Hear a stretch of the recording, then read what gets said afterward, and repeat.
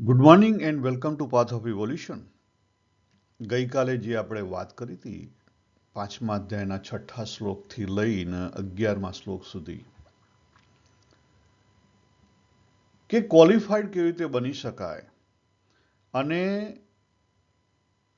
Qualified જે બની ગયો એના લક્ષણો કેવા છે અને એને કર્મ લાગુ પડતું નથી, કર્મનું બંધન એને નથી. એ બધી કેટલીક જ્ઞાનની વાત કરેલી અને ભગવાને ભગવદ્ ગીતાની અંદર ઇન્ક્લુડિંગ અહીંયા જે લોકોએ ટીકાકારો છે, જે કોમેન્ટ્રી લખતા છે, એ લોકોએ લખી છે કે 6ઠ્ઠો ને 7મો શ્લોક છે એ કર્મયોગનો જે માર્ગ છે ફોલોવર્સ એના માટે છે. 8મો ને 9મો છે એ જ્ઞાન માર્ગવાળાનો છે અને 10મો છે એ ભક્તિ માર્ગવાળાનો છે. બરાબર, ભક્તિ એટલે ઉપાસના ભક્તિ.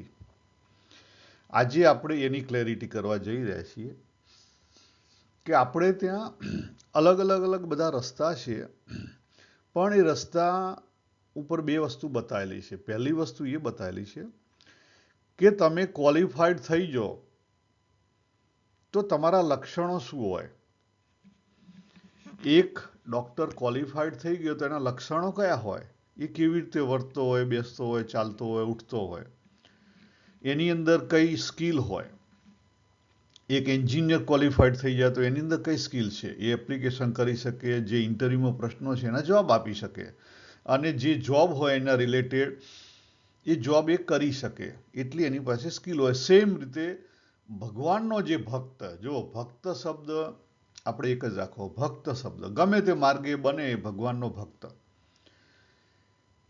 એ કારણ કે બધા જે માર્ગો બતાવે ને, અદ્વૈત ને વિશિષ્ટ અદ્વૈત ને દ્વૈત, એ બધું શંકરાચાર્ય પછી ચાલુ થયું. શંકરાચાર્ય 800માં આવ્યા, બરાબર. એટલે કેટલો ટાઈમ થયો? નિયરલી 1500 વર્ષ. ભગવદ્ ગીતા કેટલા વર્ષથી છે?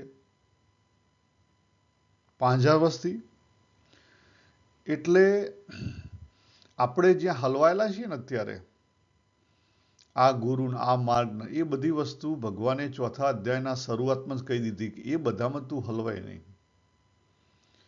4થા અધ્યાયના શરૂઆતમાં જ ભગવાને વાત કરી દીધી કે પરંપરા છે ને, પરંપરાથી વર્તવું એ સારી બાબત છે અને એ તમારી જે અધૂરપ છે એને પૂરી કરવા માટે છે, પરંતુ પરંપરા તૂટી ગયેલી છે એટલે તમારે ખ્યાલ રાખવો પડે, ધ્યાન રાખવું પડે કે હું એ પરંપરા પ્રમાણે મારો રસ રુચિના અંગ છે કે નહીં.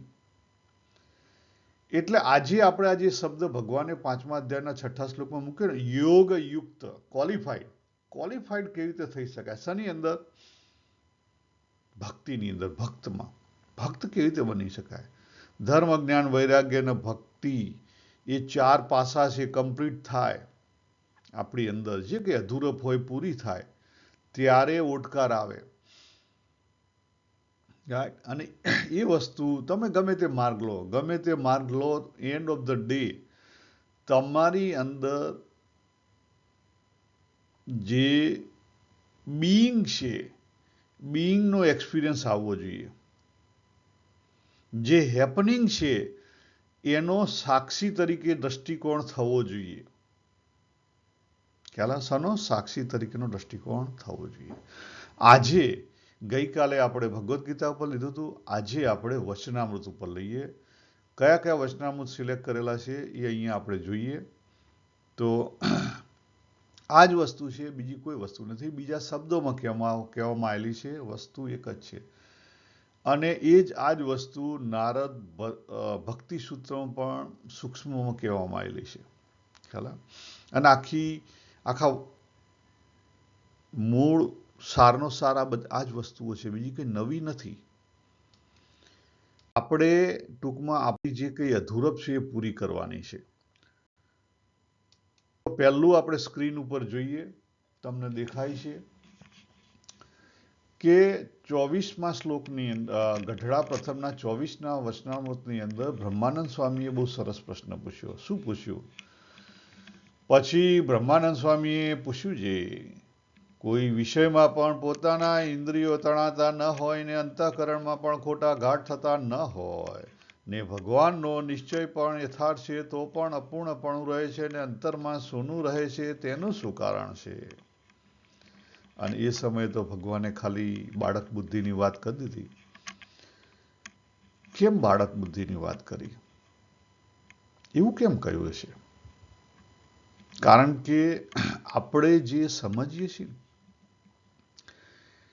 આપણે કે ભાઈ મને ભગવાનનો યથાર્થ નિશ્ચય છે, એ આપણી બિલીફ છે.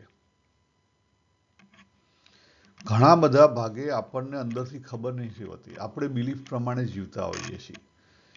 આપણે ઇન્દ્રિયો આપણા કોઈ વિષયમાં તણાતા ના હોય, બરાબર? કારણ કે આપણને કદાચ 4, 6, 8 મહિનાનો એક્સપિરિયન્સ થયો હોય એટલે આપણે માનવા માંગ્યા હોઈએ.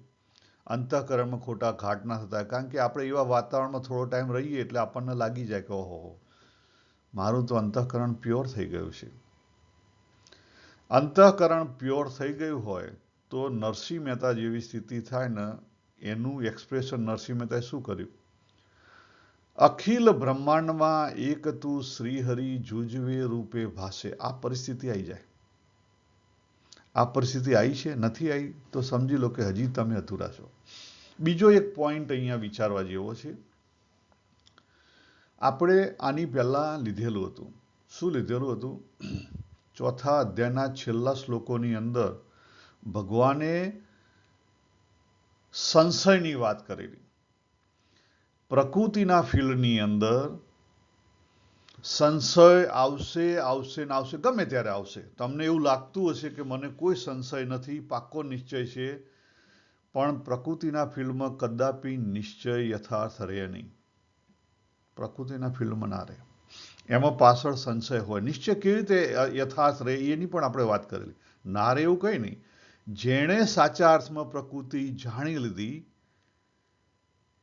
એ યથાર્થ નિશ્ચય છે એવી રીતે વર્તી શકે. એની અંદર સંશય તો હોય પણ એને સંશયને જાણી લીધો છે. એણે સંશયને જાણી લીધો છે. આપણે આગળ જોયું હતું એટલે આપણે વિશેષ નહીં કરીએ. નરસિંહ મહેતાને ખબર હતી કે આ મૃત્યુલોક છે અને આમાં આ પ્રમાણે જ પ્રકૃતિનું થાય, અને એમના પત્ની ધામમાં ગયા તો એને વિધાઉટ ડાઉટ એક્સેપ્ટ કરી લીધું. ડાઉટ ના થયો. એને એવું ના થયું કે કેમ ભગવાને મારા પત્નીને જ લઈ લીધા, હું આટલો બધો મોટો ભગત, મને જ કેમ દુઃખ આવ્યું. એમને કોઈ ડાઉટ ના થયો સહેજ પણ. આ વસ્તુ જોઈએ ખ્યાલ. એવું જ જો પર્વતભાઈનું, એમનું પણ એવું જ હતું. એટલે સાચા અર્થમાં તમે ભક્ત બન્યા હો અને સાચા અર્થમાં તમે પ્રકૃતિને જાણી હોય. સાચા અર્થમાં ભક્ત બન્યાનો અર્થ શું થયો? કે તમે પ્રકૃતિને જાણી લીધી. સિમ્પલ.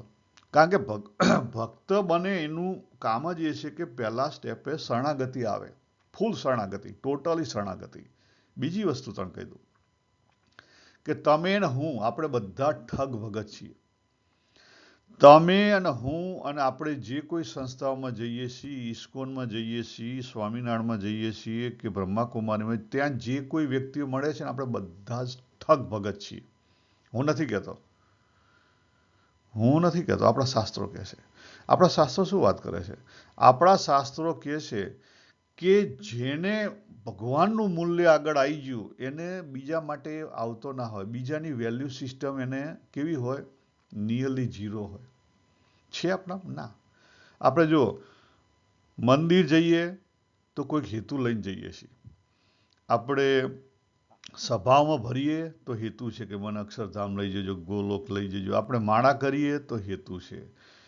આપણે ઉપવાસ કરીએ તો હેતુ છે. દરેકની અંદર હેતુ છે. એટલે તમે કેવી આ બિલીફ ને પેલી બિલીફમાં, બધી જ બિલીફોમાં બંધાયેલા છો. જ્યાં સુધી તમે બિલીફોથી પર નહીં આવો ત્યાં સુધી તમારો ઉકેલ નહીં આવે. આટલી સિમ્પલ વસ્તુ છે.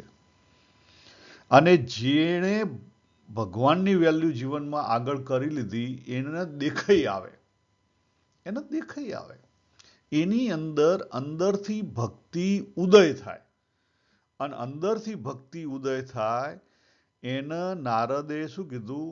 ભક્તિ ફલ સ્વરૂપા. નારદ ભક્તિ સૂત્રમાં શું કહેવામાં આવ્યું?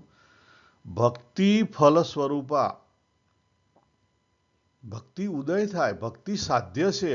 જે ઉપાસના ભક્તિ તમે કરો છો ને બધા સાધન છે. તો સાધન નથી કરવાના, સાધન કરવાના છે. હું એવું નથી કહેતો સાધન નથી કરવાના, સાધન કરવાના છે. સાધન કરીએ છીએ એ શેના માટે છે? ક્વોલિફિકેશન માટે છે. મેં સૌથી પહેલી વાત કરી, સાધન કરીએ છીએ શેના માટે છે? ક્વોલિફિકેશન માટે છે. હવે ક્વોલિફિકેશનમાં શું હોય? હું ઈયર 1માં દાખલ થયો હોય તો મારે ઈયર 2માં જવું પડે. પછી ઈયર 1ની અંદર જ અંગૂઠો મોઢામાં રાખી અને બેસી રહું તો કામ લાગે ના લાગે? અમે ભણતા ત્યારે કેટલાક એન્જિનિયરિંગમાં 4 વર્ષનો કોર્સ હતો, 8-8 વર્ષ સુધી રહેતા. કેમ? એમને ત્યાં મજા આવી ગયેલી. સિનિયર તરીકે જે બાપના પૈસા ઉડાડીને જે ત્યાં દાદાગીરી કરવાની હોય એમાં મજા પડી ગયેલી. ખ્યાલ આવે? એટલે આપણને કેવું છે કે જ્યાં જતા હોય ને ત્યાં મજા પડી જાય. એટલે પછી આપણે ઓહો કેટલા વર્ષોથી આ સત્સંગમાં છો? તો કે હું તો 10 વર્ષથી છું. કેટલા વર્ષથી રવિ સભા કે જે કોઈ સભા ભરો છો? એક પણ સભા છોડ્યા વગર છેલ્લા 5 વર્ષથી ભરું છું. ઓહો મોટા થઈ જાય એટલે આપણે શું થાય? ઈગો મોટો થઈ જાય. ઈગો મોટો થઈ જાય. પણ ખબર નથી કે રવિ સભા ભરવા તને ઉઠાડીને કોણ લાવે છે? આપણો દેહ લાવે છે. દેહ કેવો છે? બાયોસાયકલ છે. એને જે પ્રમાણે ટ્રેન કરો એ પ્રમાણે ટ્રેન થઈ જાય. આપણને ખબર જ નથી કે અંદરથી કોણ ચલવી રહ્યું છે. ઊંડા ઉતરો તો ખબર પડે. પછી બીજો એક સરસ પ્રશ્ન છે અહીંયા પ્રથમના 51માં. ત્યાં પૂર્ણાનંદ સ્વામીએ પૂછ્યો છે કે ઇન્દ્રિયો રજોગુણ છે અને 4 અંતઃકરણ પણ એવા છે. 4 અંતઃકરણ શું કીધું? સત્વગુણમાંથી બનેલા છે. માટે એ સર્વે ઇન્દ્રિયોને અંતઃકરણ તો કેવા છે? માયિક છે. અને ભગવાન તો માયાથી પર છે, તેનો માયિક અંતઃકરણ કરીને કેમ નિશ્ચય થાય? એટલે આપણે જે પરાની વાત કરી છે એ જ વાત અહીંયા આવી. પ્રકૃતિના ફિલ્ડની અંદર આપણો દેહ અને આપણા 3 શરીર છે. તો આપણા 3 શરીરથી આપણે જે કોઈ નિશ્ચય કરીએ છીએ એ તો પ્રકૃતિનો નિશ્ચય થયો. એટલે પ્રકૃતિનો નિશ્ચય તો સંશયાત્મક હોય, કદાપી પૂર્ણ ના હોય. તો કેવી રીતે થઈ શકે? આપણે આગળ જોયું હતું. અહીંયા ભગવાને જે સ્વામિનારાયણ ભગવાને વચનામૃતમાં કીધું એનો જવાબ જોઈશું. આપણે આગળ ભગવદ્ ગીતાના આધારે જોયો હતો કે નરસિંહ મહેતા, ખ્યાલ આવે? એણે જાણી લીધી પ્રકૃતિ. પછી એને પ્રકૃતિનું પેલું ના થાય. રમણ મહર્ષિ, એને કેન્સર થયું, એને જાણી લીધી પ્રકૃતિ, એને કોઈ ફેર ન પડે. રામકૃષ્ણ પરમહંસ, એને કેન્સર થયું, એને જાણી લીધી પ્રકૃતિ, એમનો ફેર ના પડે. ખ્યાલ આવે? જ્યારે તમે જાણી લો પ્રકૃતિને પછી તમને ફેર ના પડે. અહીંયા ભગવાન સ્વામિનારાયણ એમની રીતે જવાબો આપે છે. એને પણ એ જ જવાબો પણ સેમ જ છે. આપણે એને પણ જાણી લઈશું. ભગવાને શું કીધું? ભગવાને બધી વસ્તુ વર્ણવતા છેલ્લે અક્ષર સુધી જાય. કારણ કે સ્વામિનારાયણ ભગવાને 5 તત્વો સ્વીકારેલા. છેલ્લે 4થું તત્વ અક્ષર છે. અક્ષરથી પર અક્ષરાતીત પુરુષોત્તમ. એવા જે પુરુષોત્તમ ભગવાન તે છે અને તે સર્વની ઉત્પત્તિ સ્થિતિ અને પ્રલય તેના કરતા છે અને તે સર્વેના કારણ છે. અને જે કારણ હોય તે પોતાના કાર્યના વિશે વ્યાપક હોય અને તેથી જુદું પણ રહે. જો આ સિદ્ધાંત સમજજો. જે ભગવાન છે એ અલગ પણ છે અને પરારૂપે આપણી અંદર છે. આપણી અંદર એકલા નહીં, દરેકની અંદર. આ બધું એના આધારે ઉભેલું છે ભગવદ્ ગીતા પ્રમાણે. પુરુષોત્તમ અલગ પણ છે અને પરા સ્વરૂપે આખા બધાને ધારીને ઉભેલો છે. એ જ વસ્તુ અક્ષર અને પુરુષોત્તમની વાત ભગવદ્ ગીતામાં પણ છે. બરાબર? એટલે આપણે એ વસ્તુ જોઈ શકતા નથી. આપણે એ પરાની સાથે મર્જ થઈ જવાનું છે તો ઉકેલ આવે. માટે એ સર્વેના કારણ પુરુષોત્તમ ભગવાન તેની દ્રષ્ટિએ કરીને જોઈએ. જો સ્ટેન્ડિંગ પોઈન્ટ બદલી નાખ્યો. સ્ટેન્ડિંગ પોઈન્ટ બદલી નાખ્યો. તમે જેવા સ્ટેન્ડ પોઈન્ટ ઉપરથી જુઓ ને એવો તમારો દ્રષ્ટિકોણ હોય. હું અહીંયા સ્ટ્રીટમાંથી બેસીને જોઉં તો મને જેટલી વસ્તુ કોઈ આવતું હોય સ્ટ્રીટમાંથી એટલું જ દેખાય, બીજું બાજુની સ્ટ્રીટમાંથી દેખાય નહીં. પણ કોઈક હેલિકોપ્ટરમાંથી બેસીને જોતું હોય તો એના બાજુની સ્ટ્રીટે દેખાય ને આખું હિથવુડ પણ દેખાય. ખ્યાલ આવે? એટલે સ્ટેન્ડિંગ પોઈન્ટના ભેદ છે એના આપણે સાચા ભેદ માનીએ છીએ, એના સાચા ભેદ નહીં માનો. એ તમારા ચશ્મા છે, તમે જેવા ચશ્મા પહેર્યા છે એ પ્રમાણે કલર દેખાશે. પરંતુ પુરુષોત્તમ ભગવાનની દ્રષ્ટિએ કરીને જોઈએ ત્યારે પુરુષોત્તમ ભગવાન વિના બીજું કંઈ ભાષે નહીં. એ જ તત્વ દેખાય, બીજું ના દેખાય. અને એવા જે ભગવાન તે જ કૃપા કરીને જીવના કલ્યાણને અર્થે પૃથ્વીમાં સર્વે મનુષ્યને પ્રત્યક્ષ દર્શન આપે છે. જો ભગવાન દેહ ધારણ કરે ત્યારે અહીંયા મૃત્યુલોકમાં, કારણ કે પ્રકૃતિનો બનેલો છે, એમનો દેહ પણ અહીંયા ના રહે. જો ભગવાન સ્વામિનારાયણ પણ દેહ છોડીને ગયા, ભગવાન રામ પણ દેહ છોડીને ગયા, ભગવાન કૃષ્ણ પણ દેહ છોડીને ગયા. ખ્યાલ આવે? અને જે કોઈને આપણે ભગવાન માનતા છીએ એ પણ દેહ છોડીને ગયા. આ મૃત્યુલોક છે, આપણો પણ દેહ રહેવાનો નથી. પ્રકૃતિ છે, પ્રકૃતિ પરિવર્તનશીલ છે, આ સિદ્ધાંત છે. એટલે તમે આ દેહની અમરતા માગતા હો તો એ કદાપી તમને મળવાની નથી. આ પૃથ્વીલોકમાં આ દેહની અમરતા કોઈને મળે નહીં. આ મૃત્યુલોક છે, એનું નામ જ મૃત્યુલોક છે. એટલે તમે ક્યાં ભરાણા છો એમાંથી જાગો. નહીં તો એક સમય એવો આવશે કે તમે અચાનક જીવન પૂરું થઈ જશે. જ્યારે થોડું ઘણું કદાચ સમજ્યા છો ત્યારે જીવન પૂરું થઈ ગયું છે અને વધારાના પોટલા અહીંથી પાછા ફરી બાંધીને જશો. માટે જાગો.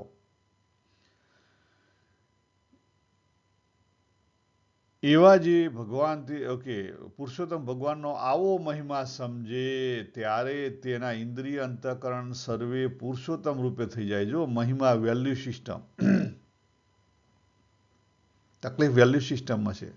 મેં તમને પહેલા કહી દીધું કે આપણે બધા જે કોઈ, દાખલા કે કોઈ સાધુ થઈ ગયું તેને વેલ્યુ સિસ્ટમ, ના ના ના ના ના, એ ભૂલ ના કરતા. મારા કેટલા ભાઈબંધો સાધુ છે, પણ એ સાધુ થવાના કારણો અલગ છે, એનો હેતુ અલગ છે ભાઈ.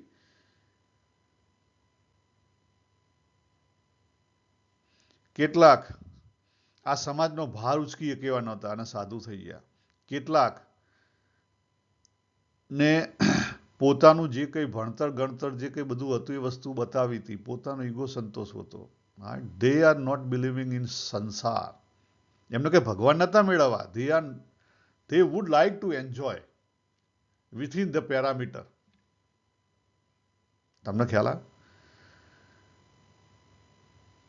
અને કેટલાક લોકો દેખાદેખીમાં સાધુ થયા પાછળથી પસ્તાણા. એટલે એવું નહીં સમજો.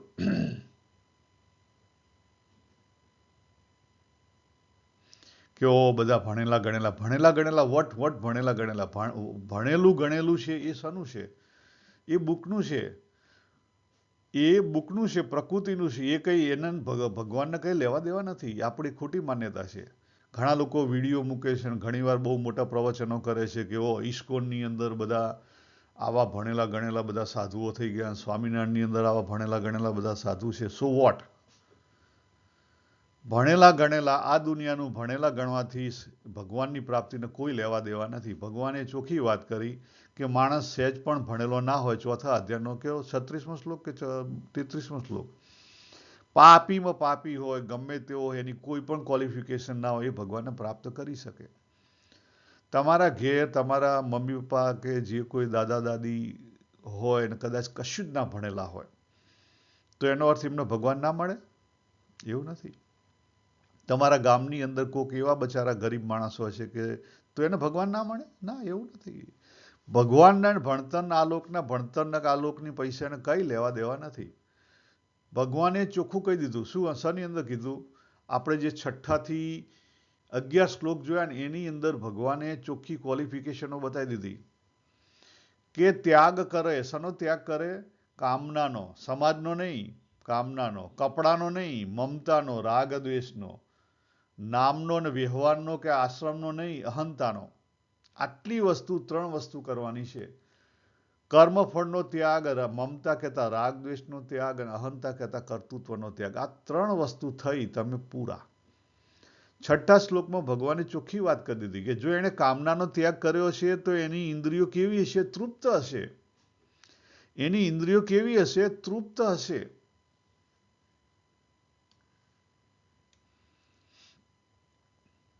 ખ્યાલ આવ્યો?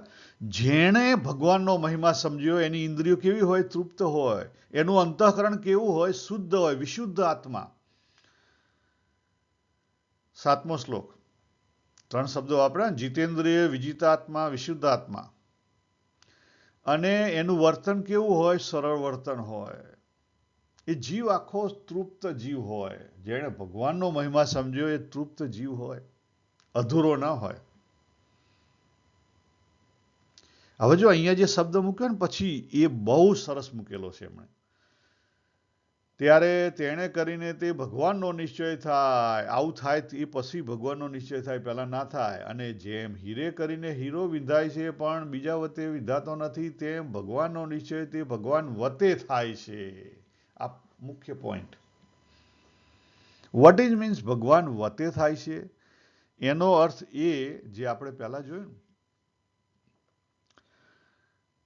પરા અને અપરા. અપરા એટલે પ્રકૃતિ.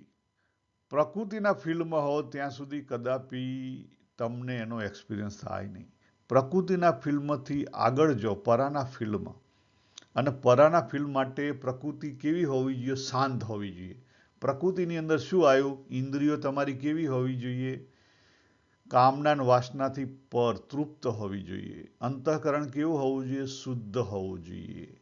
એમાં કોઈ રાગ દ્વેષ ના હોવા જોઈએ. અને દેહ કેવો હોવો જોઈએ? તમારી ચેષ્ટાઓ કેવી હોવી જોઈએ? સરળ હોવી જોઈએ. આટલી જ વસ્તુ થાય તરત જ પ્રકૃતિ શાંત થઈ, તમે સીધા ક્યાં પહોંચી જાઓ? પરામાં. અને પરામાં પહોંચે એટલે ક્યાં જતા રહ્યા તમે? તમે સીધા પાણીનું ટીપું સીધું સમુદ્રમાં પહોંચી ગયું. ત્યાં એક્સપિરિયન્સ એ થાય. એટલા માટે અહીંયા ભગવાને કીધું કે ભગવાનનો નિશ્ચય તે ભગવાન વડે થાય. કોના વડે થાય? પરા વડે થાય. ભગવદ્ ગીતા પ્રમાણે જોઈએ તો પરા તત્વ વડે પરમાત્માનો અનુભવ થાય. કારણ કે પરા એ ભગવાનની પ્યોર પ્રકૃતિ છે, શુદ્ધ પ્રકૃતિ છે.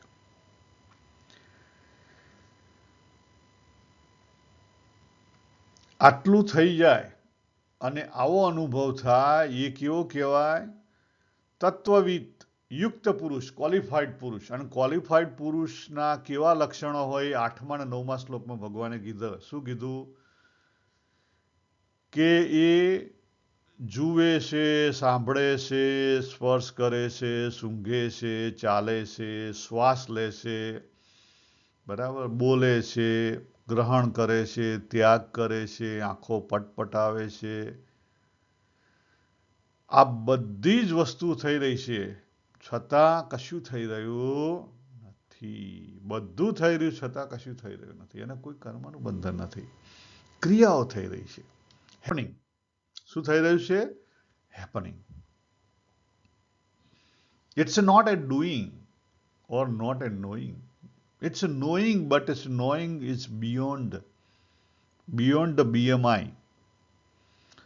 It's a doing, but beyond the BMI. અને એના સારું ભગવાને ભક્ત માટે શું લખી દીધું 10મા શ્લોકની અંદર? કે જે પુરુષ બધા જ કર્મો, કારણ કે કર્મ વગર તો જીવન ચાલશે નહીં. બધા કર્મ એટલે તમે ગમે તે કરતા હોય, તમે કર્મયોગ કરતા હોય, જ્ઞાન યોગ કરતા હોય, ધ્યાન યોગ કરતા હોય કે ઉપાસના ભક્તિ યોગ કરતા હોય, જે કરતા હોય દરેકે દરેક યોગ બ્રહ્મ મેં અર્પણ કરકે, બ્રહ્મની અંદર અર્પણ કરે છે. અને આસક્તિ કો ત્યાગ કરશે. બ્રહ્મનો અર્થ શું થયો ખબર? બ્રહ્મ એટલે વિશાળ, અક્ષર એટલે સમષ્ટિ. સમષ્ટિની અંદર અર્પણ કરે. સમષ્ટિ એટલે પ્રકૃતિ. સમષ્ટિ એટલે પ્રકૃતિ. આપણા માટે સમષ્ટિ એટલે પ્રકૃતિ. પ્યોર પ્રકૃતિ, ઓરિજિનલ પ્રકૃતિ. એની અંદર અર્પણ કરી દેશે. બધા જ કર્મ એની અંદર થઈ રહ્યા છે. અર્પણ કરે એટલે એની અંદર થઈ રહ્યા છે. અને એ કરી રહ્યું છે. આપણને ભગવાને બતાવ્યું 13મા અધ્યાયની અંદર. શની અંદર? 13મા અધ્યાયની અંદર કે આ જે કાર્યકારણનો હેતુ કોણ છે? પ્રકૃતિ છે. એ પ્રકૃતિ ઉભા કરે છે. આસક્તિ કો ત્યાગ કર. આસક્તિ ત્યાગ કરી દે અને પછી એ કેવો થઈ જાય? જળ કમળવત. કેવો થઈ જાય? જળ કમળવત. પ્રથમના 25માં ભગવાને વાત કરી. જો અહીંયા સ્ક્રીન ઉપર દેખાય છે. પૂર્ણ.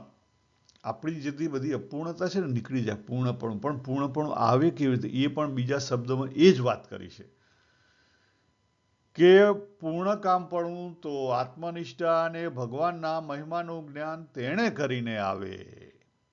જો પહેલો શબ્દ આત્મજ્ઞાન થવું જોઈએ. આત્મજ્ઞાન થયા એટલે શું થઈ ગયા? પરાની અંદર જતા રહ્યા. તમે શની અંદર જતા રહ્યા? પરાની અંદર. તો તમે પહોંચ્યા. પછી ભગવાનનો મહિમા સાચો થાય પહેલા ના થાય. એટલે પોતે પહેલા પોતાની જાતને તો ઓળખો મહારાજ. તમે નીકળ્યા છો બરાબર છે. તમે મોટા ભક્ત છો બરાબર છે. આ દ્રષ્ટિથી આ લોકથી યશ બરાબર છે.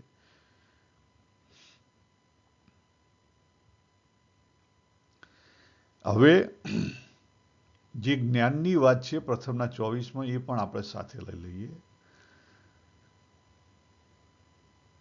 કે જે રીતે જ્ઞાને કરીને સ્થિતિ થાય તે જ્ઞાન કેવું છે? તો પ્રકૃતિ પુરુષથી પરનું જ્ઞાન છે અને જ્ઞાનને વિશે સ્થિતિ થાય ત્યારે પ્રકૃતિ પુરુષને પ્રકૃતિ પુરુષનું જે કાર્ય તે કંઈ નજરમાં આવતું નથી.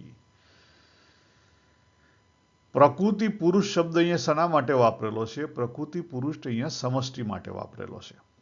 પ્રકૃતિ અને પુરુષ બેના મિલનથી સમષ્ટિ ઊભી થાય. સમષ્ટિ એટલે આખું જગત. આ જગત આખું ઊભું થયું પ્રકૃતિ પુરુષના મિલનથી.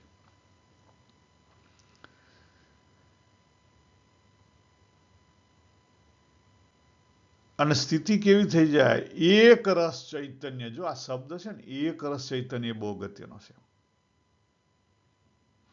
અખિલ બ્રહ્માંડમાં એક તું શ્રીહરિ જુજવે રૂપે ભાસે. અલગ રૂપ છે પણ એક જ છે. એક રસ ચૈતન્ય. એનો તમને અનુભૂતિ થાય. એનું એક્સેપ્ટન્સ થાય. જો અહીંયા પછી થોડુંક લખેલું છે કે એક ભગવાનની મૂર્તિ રહે પણ બીજો કોઈ આકાર રહેતો નથી. બીજા આકાર તો દેખાય. આ લોકથી દેખાય, અનુભવાય. પણ અંદર રાગ દ્વેષ ના હોય. અંદર એનો કોઈ જાતનો રાગ દ્વેષ ના હોય. એ કહેવાનો અર્થ છે. એ કહેવાનો અર્થ છે કે આંખો આંધળી ના થઈ જાય. ખ્યાલ આવે? અહીં કહેવાનો અર્થ એ છે. નરસિંહ મહેતાએ જે વાત કરી અને જે ભગવાને અહીંયા વાત કરી એ. હવે જો આપણે છેલ્લે જે આ જે 4 માર્ગ છે ધર્મ, જ્ઞાન, વૈરાગ્ય અને ભક્તિ, સ્વામિનારાયણ ભગવાને જે મુખ્ય ભાગ આપ્યા. ભગવદ્ ગીતા અને વિવેકાનંદ સ્વામી પ્રમાણે ગણીએ તો જ્ઞાન યોગ, ધ્યાન યોગ, ઉપાસના, ભક્તિ યોગ અને કર્મયોગ. આ 4 માર્ગ, મુખ્ય 4 માર્ગ. બીજા બધા ઘણા બધા માર્ગ છે. આ મુખ્ય 4 માર્ગ આપણી જે મુખ્ય 4 પર્સનાલિટી છે ને એને પોષવા માટે આપેલા છે. આપણે ગઈકાલે જોયું હતું. આપણી જે મુખ્ય 4 પર્સનાલિટી છે ને એને પોષવા માટે આપેલા છે.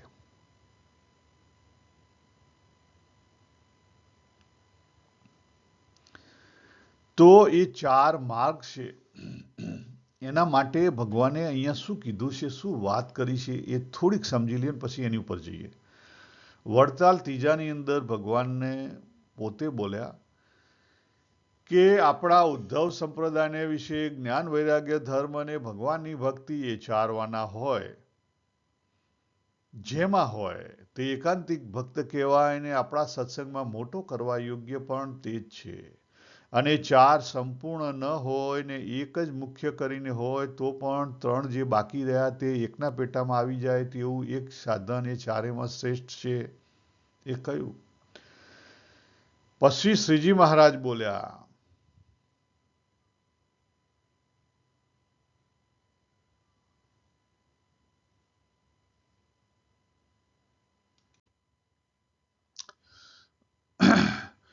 પછી શ્રીજી મહારાજ બોલ્યા.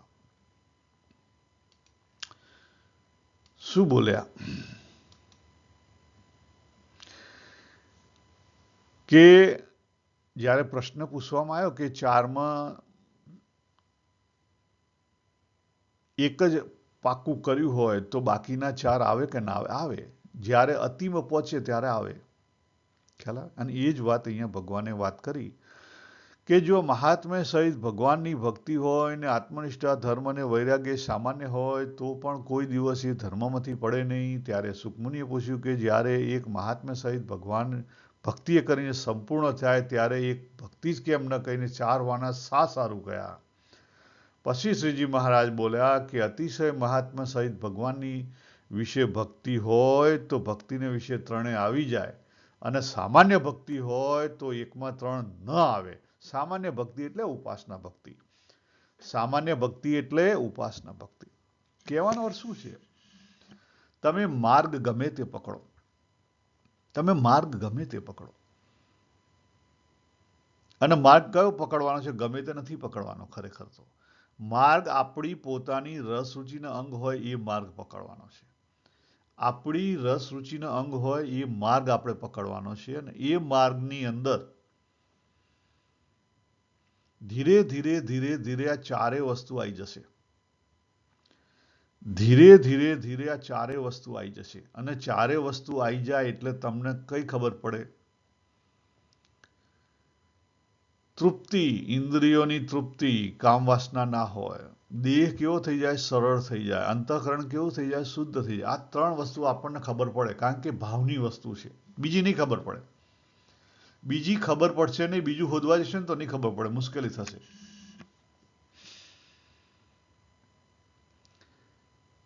એટલે કરવાનું શું? કશું નહીં. તમને જ્યાં ભગવાને રાખ્યા હોય ત્યાં પ્રેમથી રહો, અને મેક શ્યોર શું કરો? દંભ ના આચરો. તમે જેવા છો, જેવા છો, તમારી જાતે જેવા છો, કામ છે, ક્રોધ છે, જેવા છો, એ સરળ બની જીવો. તો સરળતા આવશે તો અંતઃકરણની પ્યોરિટી આવવા માંડશે. સરળતા ચાલુ થઈ તો અંતઃકરણની પ્યોરિટી ચાલુ થઈ જશે, અને તૃપ્તિ પછી સહેજે ધીરે ધીરે આવવા માંડશે. પણ દોડ દાપણ કર્યા વગર આપણને ચાલતું નથી, અને એ આપણી તકલીફ ઊભી કરે છે. અને પછી એને કાઢવા માટે વધારે તકલીફો આપણે જાતે ઊભી કરીએ છીએ. એવું જ છે ને? આ લોકની અંદર ખરેખર કશું કરવાની જરૂર નથી. શું કરવાની જરૂર છે? સિમ્પલ. સિમ્પ્લિસિટી એક્સેપ્ટ કરી લો. સિમ્પ્લિસિટી એટલે ખાસ દેખાવમાં નહીં. તમારી ચેષ્ટામાં સિમ્પ્લિસિટી હોવી જોઈએ. અને ચેષ્ટામાં સિમ્પ્લિસિટી ક્યારે આવે? સરળતા, સહજતા ક્યારે આવે? વર્તનમાં સહજતા, સરળતા ક્યારે આવે? અંદર હોય તો આવે. આપણે કેવું કરીએ છીએ? આપણે હાથે કરીને ડફોડાઈનું કરીએ. મંદિરમાં પેલો ચડો પહેરીને જઈને ઊભા રહી જઈએ. અલા, પણ અહીંયા તારે એ માથાકૂટ કરવાની નથી. અને પછી કેવો કે એવું શું છે કે આ ચડો પહેરીને ના જવાય? ખ્યાલ આવે? It's okay. જવાય ના જવાય એ બધામાં તું શું કેમ પડે છે? તારે ભગવાન મેળવવા છે તો મંદિરમાં જવાની જરૂર નથી. તમતા ચડો નહીં પહેરે ને નાગડો ફરીશ તોય ચાલશે. જો